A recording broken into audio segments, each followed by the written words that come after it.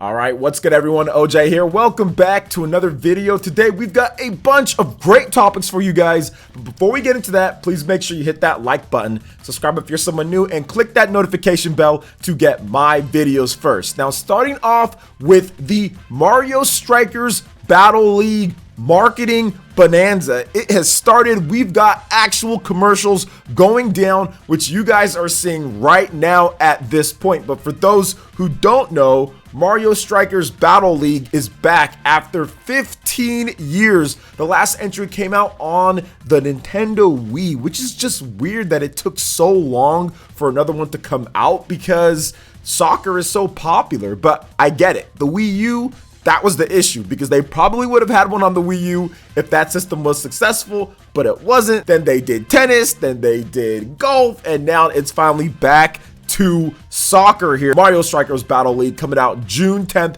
but I do want to go over a little bit about this game for those who are maybe new to the franchise, first time getting into no platform, whatever the case is. So Mario Strikers is one of my favorite, or probably my favorite Mario sports game. Now, I'm not gung-ho on Mario sports games. I'm not going to go crazy over this and that. They're missing Daisy or whatever the case is. I don't really care about that. I just like to play every now and then with my friends, and I find it to be fun, and that's that. But with this one here, they're actually doing some really cool things that gets me excited, and that is the online clubs. Now you can have, I think, up to 20 players or so go online and be a part of a club, but it's 5-on-5 actual soccer battles, and in these battles you're gonna have crazy stuff happening all the time. You have different equipment that you can use in order to customize your character and to where you can have more speed or more power. The overview trailer came out a couple weeks ago talking about that, but I really like to see that they're kind of taking up the marketing a bit more because there were people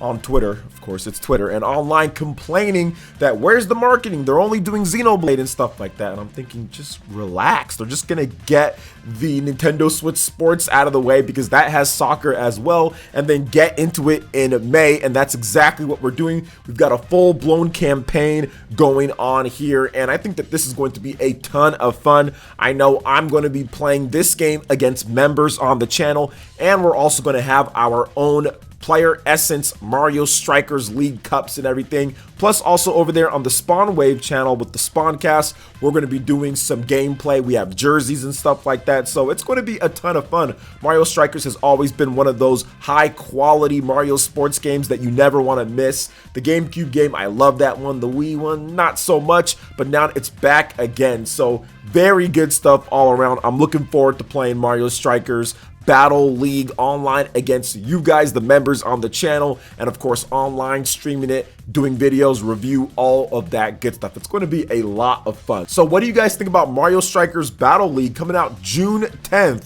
Let me know your thoughts in the comment section below. All right, and moving on to the next topic here, guys. This is something that I actually discussed a bit beforehand with a brand new RPG that is just made by an all-star cast of people that have worked on Trials of Mana, Secret of Mana, Xenoblade, Octopath Traveler, and the Pokemon series. But now we have an official name, official release date, and actual screenshots of this upcoming kind of AA style RPG, which could actually be really good based on the information that was released. So we've got the official name. Trinity Trigger is the title of the new action RPG first teased by publisher Furyu and developer 3 Rings late last week, which I did cover on the channel yesterday as of the time that I'm recording this video.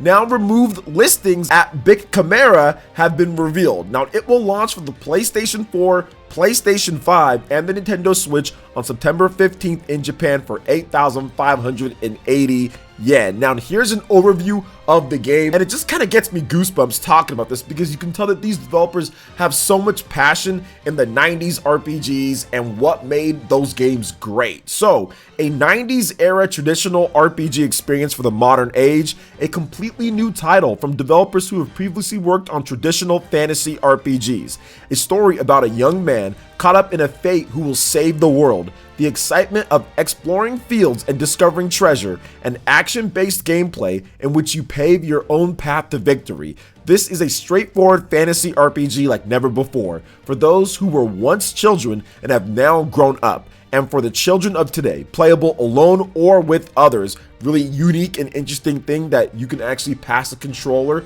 up to 3 players. So like the old school Secret of Mana, you can all get together and play this game local co-op in an action RPG experience, which is just kind of unheard of. You see a lot of action RPGs that are out there that no longer do multiplayer. The local co-op, even like the Tales series, Tales of Arise, is not multiplayer local, which the Tales games used to always be. So I'm actually really happy that they added that in there. Now, here's the story. The legend goes, long ago, the gods of order and the gods of chaos fought to control the world. Great weapons fell to the land and the world began to collapse. Each god chose a proxy, a warrior of the gods, and it was decided that a winner would be determined by the battles between warriors. And so time passed. Cyan, a young man living a quiet life in a small village, one day learns that he is a warrior of chaos chosen by the gods.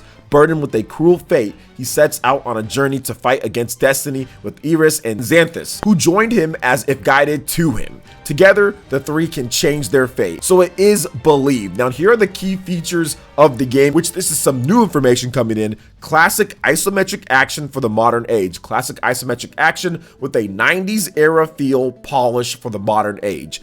Feel excitement and tension through 3 concepts of discovery and battle, fight in an action-based battles with switching between a total of 8 weapon types using the ring chain system, very reminiscent of a Secret of Mana back in the day.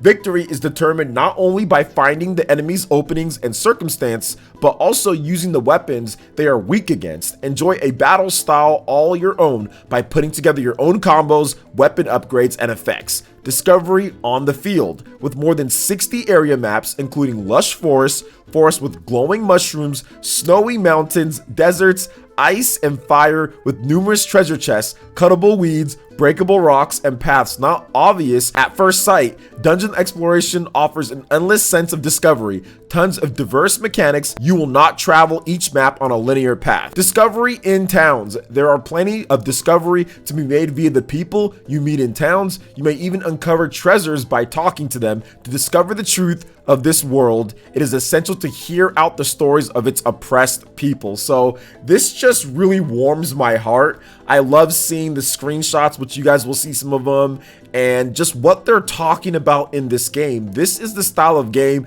that, yeah, like we grew up playing back in the day. It reminds me so much of a Trials of Mana or Seiken Densetsu 3, Secret of Mana, the old school action RPGs that kind of paved the way for the new school ones now. It just reminds me of that, of like the PS1 or Super Nintendo style, and it just brings like a smile to my face seeing them talk about this game, because you can tell the sense of passion and they're really excited about this. They think that this is going to be a great game, and so far what I'm seeing here, I think that it's going to turn out pretty good. They're really going for that old school feel, and I feel that this is going to appeal to a certain audience. The people that like Octopath Traveler, Bravely Default, Trials of Mana, all of those are million selling games. So I think that this is going to have a place on the Nintendo Switch especially, and of course on PlayStation 4 and PlayStation 5. The art is actually done by somebody who's worked on Xenoblade as well when it comes to the character design, so you can see a little bit of that influence there. But I like how there's a lot of variety. They're talking about the different styles, and this is just going to be a nice little romp that you can play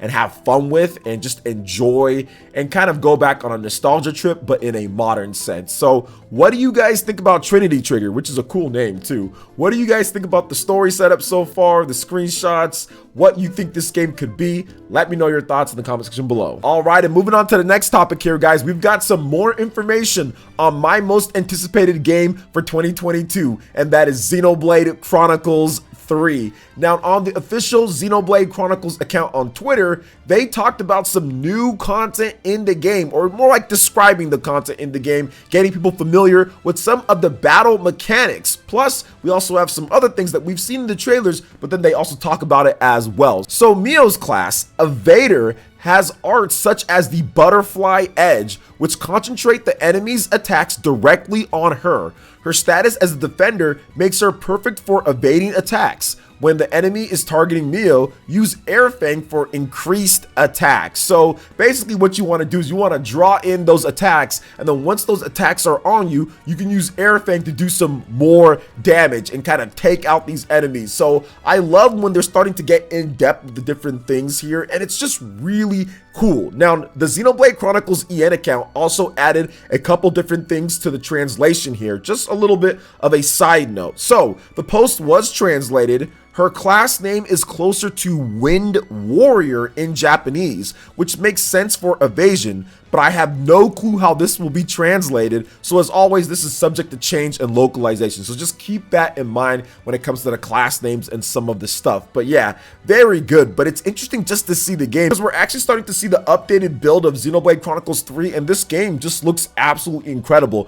I'm thoroughly impressed on what they've shown off so far here, and I'm very excited to actually get into this game. July 29th, it's going to be absolutely incredible. But I also wanted to cover something else that the official Xenoblade Chronicles account talked about too, and they're talking about the field skills that kind of make a return from Xenoblade Chronicles 2. So it seems that there are places throughout the world where you cannot proceed unless you go across a tightrope or climb a wall. To do so, you'll need field skills, which are taught by various people throughout the world. Continue your journey and meet more people. So you're gonna have to meet those people, get those field skills, and I wondered exactly how they're gonna handle it. This is some stuff that they're kind of adding in, which they've had before, but now they're kind of putting it in with a little bit of like the tightrope type of stuff and everything. And this is fine if it's going to add more exploration and discovery and variation to exploring this huge world, then I'm all down for it. And like I said before, Xenoblade Chronicles 3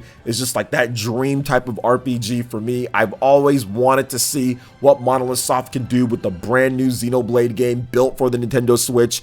If you've been on this channel for a while, you know I've been talking about and teasing, and I've given you guys some information from what I've heard over all of the years. I think it was really back in 2020 or so, things started heating up a little bit, and then last year things got super hot. So I know that we were all on the right track, because man, this game is ready. They moved it up a couple of months, and the updated builds that they're showing off just look absolutely incredible. So you know Monolith Soft is just really just toiling away and making sure to perfect this game, and I'm very, very confident that Xenoblade Chronicles 3 is going to be a big seller for the franchise. I think that it's going to outsell Xenoblade Chronicles 2 very quickly, especially because if you look at it, there's a bit of a drought of major games coming out on all the other platforms, and Nintendo has been providing quite a bit of games. But when it comes to more of the traditional line JRPGs, Xenoblade Chronicles 3 is that game for this year so far. So I'm very excited to see how the extended audience of people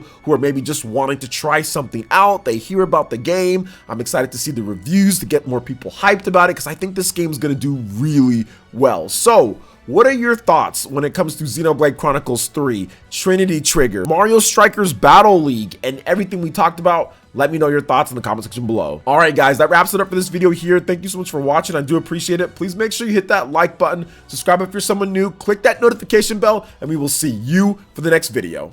Peace.